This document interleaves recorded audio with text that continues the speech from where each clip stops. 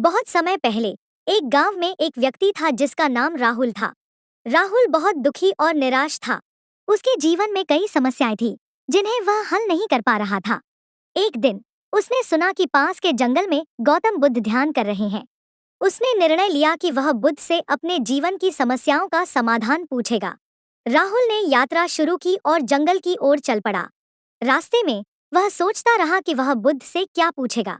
जब वह जंगल के अंदर पहुंचा तो उसने देखा कि बुद्ध एक वृक्ष के नीचे ध्यान में लीन थे।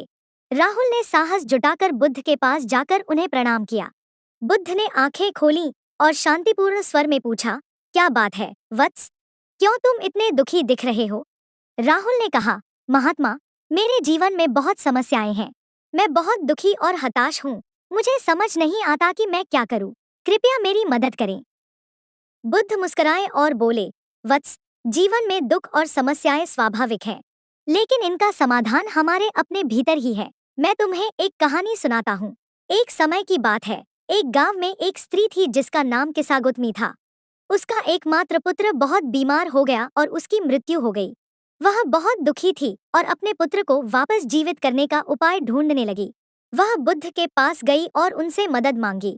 बुद्ध ने उसे एक सरसों का दाना लाने को कहा, लेकिन शर्त यह थी कि वह दाना उस घर से हो जहां किसी की मृत्यु न हुई हो। किसागुतमी हर घर गई लेकिन उसे ऐसा कोई घर नहीं मिला जहां किसी की मृत्यु न हुई हो। तब उसे समझ आया कि मृत्यु जीवन का एक अभिन्न अंग है। वत्स, इस कहानी से हमें यह सीखने को मिलता है कि जीवन में हर किसी को दुख और समस्याओं का सामना करना पड़ता है।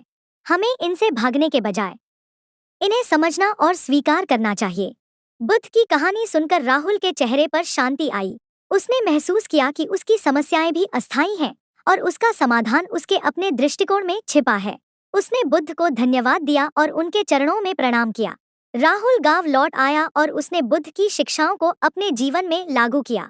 धीरे धीरे उसने अपनी समस्याओं का समाधान ढूंढा और जीवन में शांति और संतोष प्राप्त किया।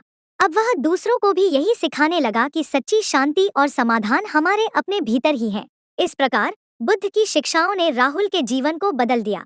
उन्होंने हमें यह सिखाया कि समस्याएं और दुख जीवन का हिस्सा हैं, लेकिन उनका समाधान हमारे अपने भीतर ही छिपा है। हमें बस उसे समझने और स्वीकार करने की आवश्यकता है। धन्यवाद। अगर आपको यह कहानी पसंद आई हो तो कृपया हमारे चैनल को सब्सक्राइब करें और इस वीडियो को लाइक और शेयर करें।